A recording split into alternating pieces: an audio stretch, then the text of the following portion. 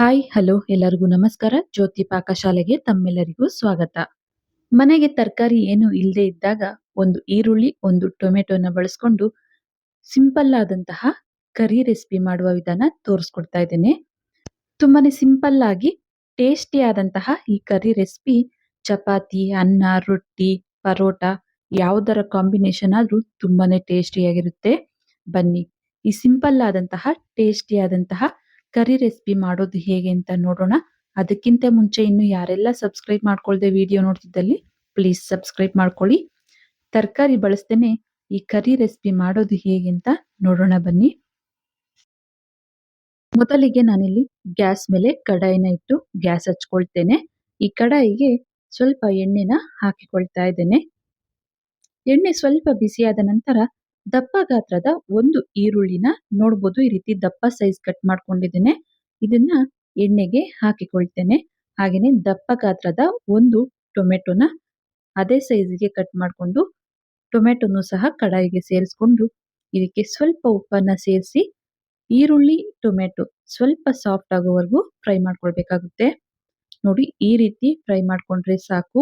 ಜಾಸ್ತಿ ಸ್ಮೂತ್ ಆಗಿ ಫ್ರೈ ಮಾಡ್ಕೊಳ್ಳೋ ಅವಶ್ಯಕತೆ ಇಲ್ಲ. ಈರುಳ್ಳಿ ಸ್ವಲ್ಪ ಕ್ರಿಸ್ಪಿ ಆಗ್ಬೇಕು, ಅಲ್ಲಿವರೆಗೂ ಫ್ರೈ ಮಾಡ್ಕೊಂಡ್ರೆ ಸಾಕು. ಇದನ್ನ ಈಗ ಒಂದು ಪ್ಲೇಟ್ಗೆ ತೆಗೆದುಕೊಳ್ತೇನೆ. ಕಡಾಯಿಯಲ್ಲಿ ಎಣ್ಣೆ ಇರೋದ್ರಿಂದ ಮತ್ತೆ ಎಣ್ಣೆ ಹಾಕ್ಲಿಕ್ಕೆ ಹೋಗಲ್ಲ.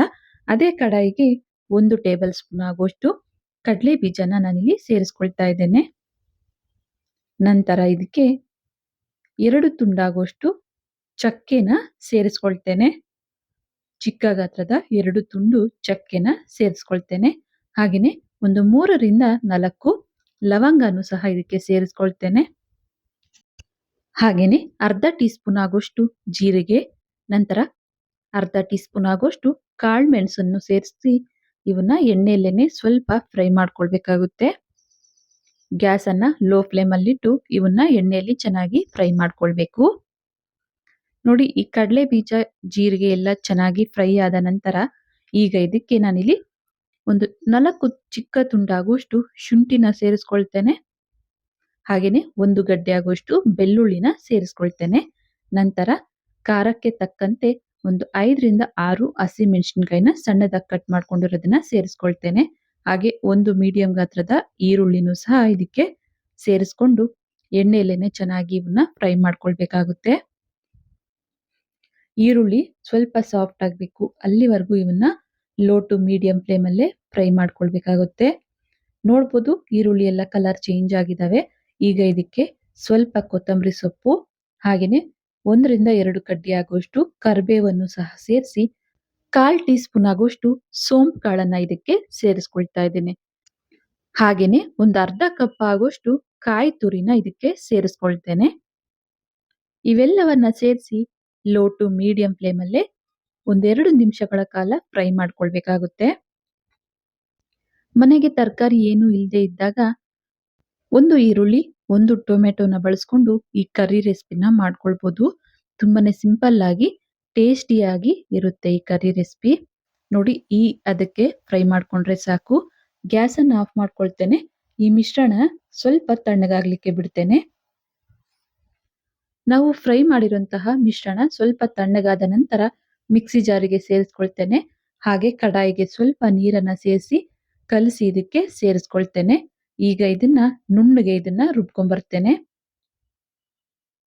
ನೋಡ್ಬೋದು, ಈ ರೀತಿ ಫೈನ್ ಆಗಿ ಪೇಸ್ಟ್ ಮಾಡ್ಕೊಳ್ಬೇಕಾಗುತ್ತೆ. ಈಗ ಮಸಾಲೆ ರೆಡಿ ಆಯ್ತು. ಮತ್ತೆ ಗ್ಯಾಸ್ ಮೇಲೆ ಕಡಾಯಿನ ಇಟ್ಟು ಗ್ಯಾಸ್ ಹಚ್ಕೊಳ್ತೇನೆ. ಇದಕ್ಕೆ ಸ್ವಲ್ಪ ಎಣ್ಣೆನ ಹಾಕಿಕೊಳ್ತೇನೆ. ಎಣ್ಣೆ ಬಿಸಿಯಾದ ನಂತರ ಇದಕ್ಕೆ ರುಬ್ಬಿರುವಂತಹ ಮಸಾಲೆನ ಸೇರಿಸ್ಕೊಳ್ತೇನೆ. ಮಸಾಲೆನ ಸೇರಿಸಿ ಚೆನ್ನಾಗಿ ಮಿಕ್ಸ್ ಮಾಡಿ ಮಿಕ್ಸಿ ಜಾರಿಗೆ ಸ್ವಲ್ಪ ನೀರನ್ನ ಸೇರಿಸಿ ಕಲಸಿ ಸೇರಿಸ್ಕೊಳ್ತೇನೆ. ಈ ಕರಿ ನಿಮ್ಗೆ ಯಾವ ಕನ್ಸಿಸ್ಟೆನ್ಸಿ ಬೇಕು ಅಂತ ನೋಡ್ಕೊಂಡು ತೆಳ್ಳಗ್ ಬೇಕು ಅಂದ್ರೂ ಇನ್ನು ಸ್ವಲ್ಪ ನೀರನ್ನ ಸೇರಿಸಿ ತೆಳ್ಳಗ್ ಬೇಕಾದ್ರೂ ಮಾಡ್ಕೊಳ್ಬೋದು. ಈಗ ಇದಕ್ಕೆ ಸ್ವಲ್ಪ ಉಪ್ಪನ್ನ ಸೇರಿಸಿ ಚೆನ್ನಾಗಿ ಮಿಕ್ಸ್ ಮಾಡಿ ಈ ಮಸಾಲೆನ ಕುದಿಲಿಕ್ಕೆ ಬಿಡ್ತೇನೆ.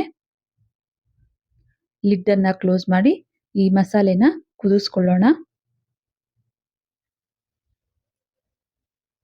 ನೋಡ್ಬೋದು ಮಸಾಲೆ ಕುದಿ ಬಂದಿದೆ. ಈ ರೀತಿ ಮಸಾಲೆ ಕುದಿಬೇಕಾದ್ರೆ ಚೆನ್ನಾಗಿ ಇದನ್ನ ಮಿಕ್ಸ್ ಮಾಡಿ ಈಗ ಇದಕ್ಕೆ ಒಂದು ಅರ್ಧ ಟೀ ಸ್ಪೂನ್ ಆಗುವಷ್ಟು ಧನಿಯಾ ಪುಡಿನ ಸೇರಿಸ್ಕೊಳ್ತಾ ಇದ್ದೇನೆ. ಧನಿಯಾ ಪುಡಿನ ಸೇರಿಸಿ ಈಗ ಇದಕ್ಕೆ ನಾವು ಮೊದಲಿಗೆ ಫ್ರೈ ಮಾಡಿರುವಂತಹ ಈರುಳ್ಳಿ ಟೊಮೆಟೊ ಮಿಶ್ರಣನ ಸೇರಿಸ್ಕೊಳ್ತೇನೆ. ಈರುಳ್ಳಿ ಟೊಮೆಟೊ ಮಿಶ್ರಣ ಸೇರಿಸಿ ಚೆನ್ನಾಗಿ ಮಿಕ್ಸ್ ಮಾಡಿ ಇದನ್ನ ಈಗ ಲಿಡ್ ಅನ್ನ ಕ್ಲೋಸ್ ಮಾಡಿ ಒಂದೆರಡು ನಿಮಿಷಗಳ ಕಾಲ ಲೋ ಫ್ಲೇಮ್ ಅಲ್ಲಿ ಇದನ್ನ ಕುದಿಸ್ಕೊಳ್ಳೋಣ. ನೋಡ್ಬೋದು ಸೈಡ್ ಅಲ್ಲೆಲ್ಲ ಎಣ್ಣೆ ಬಿಟ್ಕೊಂಡಿದೆ. ಮಸಾಲೆ ಕರಿ ರೆಡಿ ಆಯ್ತು. ಲೋ ಫ್ಲೇಮ್ ಅಲ್ಲಿ ಈ ರೀತಿ ಕುದಿಸ್ಕೊಳ್ಳೋದ್ರಿಂದ ಈ ಟೊಮೆಟೊ ಈರುಳ್ಳಿಗೆ ಉಪ್ಪು ಖಾರ ಎಲ್ಲ ಚೆನ್ನಾಗಿ ಹಿಡಿಯುತ್ತೆ ಅಂತ.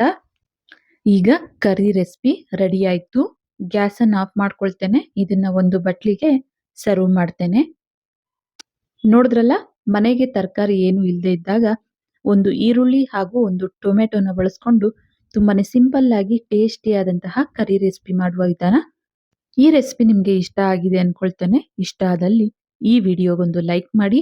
ಯಾರೆಲ್ಲ ಸಬ್ಸ್ಕ್ರೈಬ್ ಮಾಡ್ಕೊಳ್ದೆ ವಿಡಿಯೋ ನೋಡ್ತಿದ್ದಲ್ಲಿ ಪ್ಲೀಸ್ ಸಬ್ಸ್ಕ್ರೈಬ್ ಮಾಡ್ಕೊಳ್ಳಿ. ಈ ವಿಡಿಯೋ ಹೇಗನ್ನಿಸ್ತು ಅಂತ ಕಮೆಂಟ್ ಮಾಡಿ. ಹಾಗೆ ಈ ವಿಡಿಯೋ ಇಷ್ಟ ಆದಲ್ಲಿ ನಿಮ್ಮ ಫ್ರೆಂಡ್ಸ್ ಅಂಡ್ ಫ್ಯಾಮಿಲಿ ಮೆಂಬರ್ಸ್ಗೆ ಈ ವಿಡಿಯೋನ ಶೇರ್ ಮಾಡಿ. ಧನ್ಯವಾದಗಳು.